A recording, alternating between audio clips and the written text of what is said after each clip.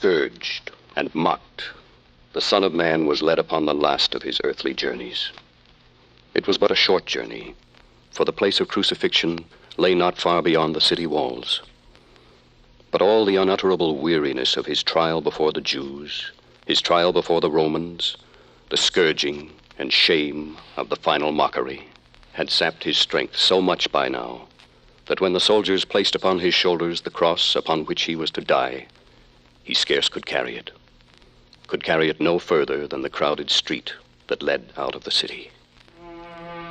The centurion in command summoned from the crowd a strong and sturdy man whose name has passed into history as Simon of Cyrene.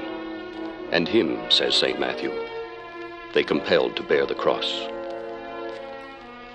Along the Via Dolorosa, that way of aching shame and grief, there were the thousands of pilgrims to the Passover. And among them, there must have been many who, but a few short days ago, had cast their cloaks before him, had lifted their voices in those glad hosannas, had seen with their own eyes the sick made whole, the lepers cleansed, the blind restored to sight, the halt and maimed returned to freedom. And many must there also have been watching, who gloated that the man they had so long sought to ensnare was on his way, at last, to crucifixion. The record tells us of no single man who raised a voice to pity him. But St. Luke assures us that there followed him a great company of people and of women, which also bewailed and lamented him. Despite the marching soldiers ahead of him and behind him, the Son of Man paused in his weariness long enough to give these women solemn warning.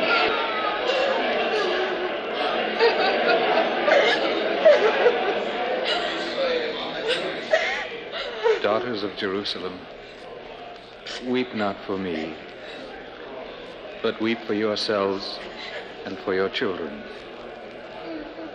For behold, the days are coming in which they shall say, Blessed are the barren and the wombs that never bear.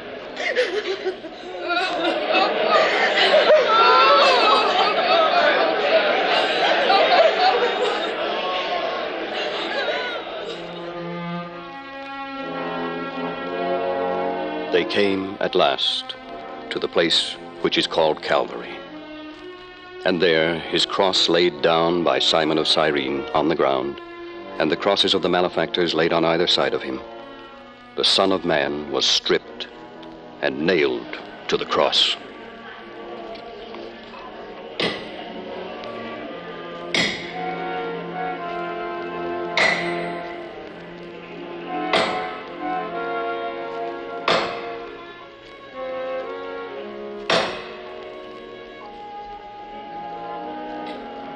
Over his head, they affixed the superscription Pilate had commanded.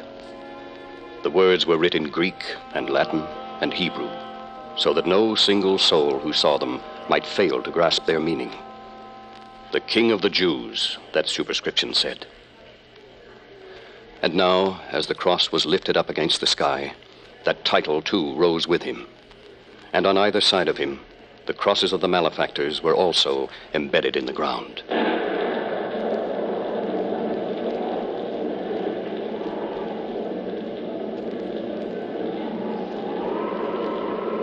And what a sky it was against which those crosses rose.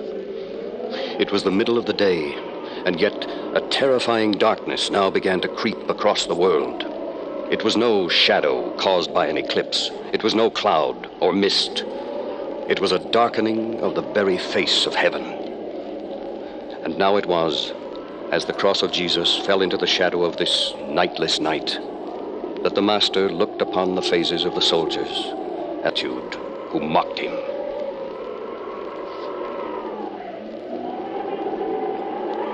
Thou that destroyest the temple and buildest it in 3 days, save thyself and come down from the cross. Even the chief priest and the scribes did not refrain from adding to this mockery. He saved others. Himself he cannot save. Let Christ, the King of Israel, descend now from the cross, that we may see and believe. Ye trusted in God, let him deliver him now, if he will. For he said, I am the Son of God. Father, forgive them, for they know not what they do. Even one of the malefactors, hanging at his side, joined in this final mockery.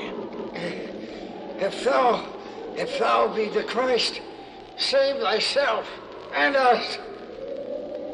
And yet, the other malefactor had other words to say.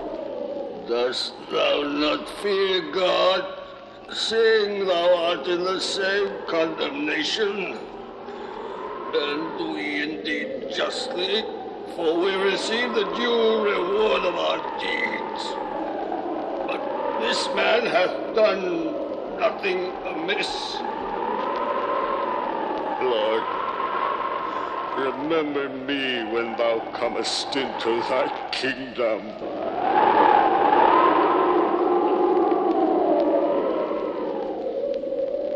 Verily I say unto thee, today shalt thou be with me in paradise.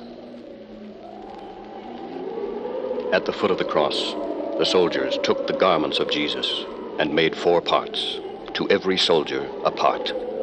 But the coat they did not rend, for it was woven without seam. This they cast lots for, that the scripture might be fulfilled, which saith, They parted my raiment among them, and for my vesture they did cast lots.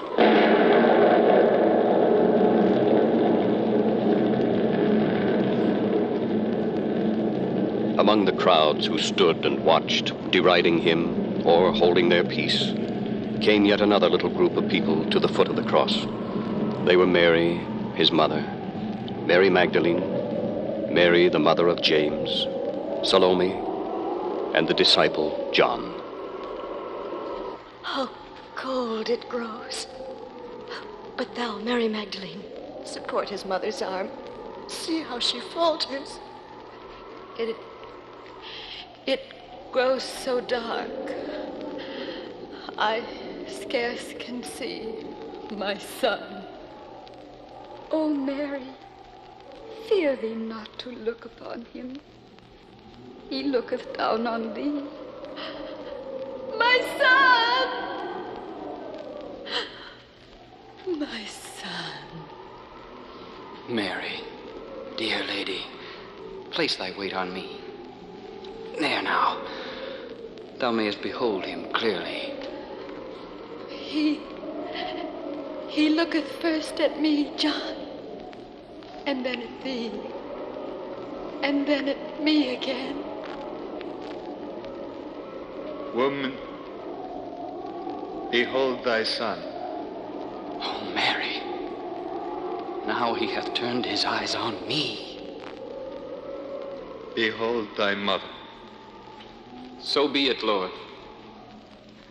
So be it. Mary, Mother. I thirst. The centurion took a sponge and dipped it in a vessel brought by other women of Jerusalem, a mercy drink of vinegar and gall to deaden pain. But when he had tasted thereof, we are told, he would not drink.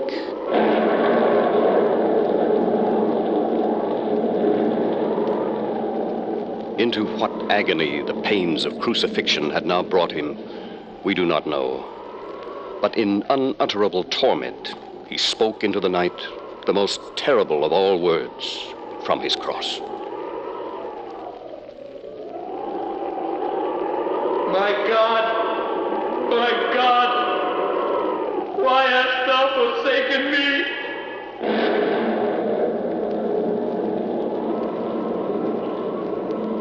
Father, into thy hands I commend my spirit. It is finished.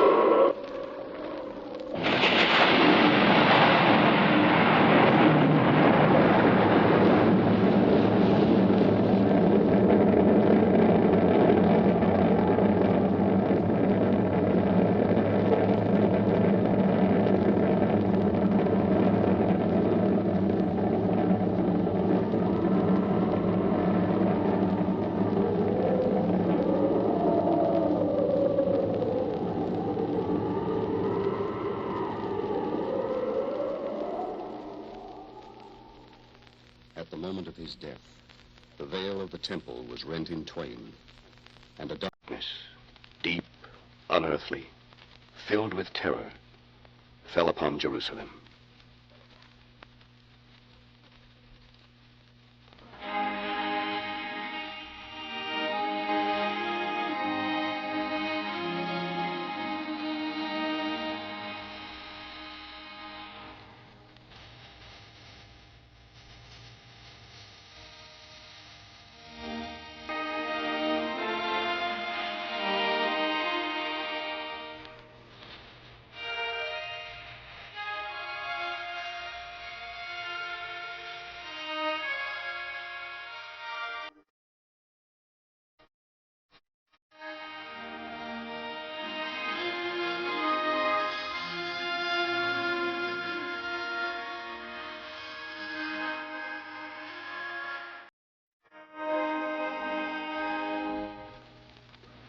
And now there came into the record a good man and a just, as St. Matthew refers to him, Joseph of Arimathea.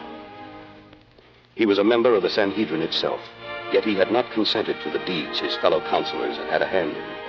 And now, risking their fury on himself, he begged from Pilate the body of Jesus.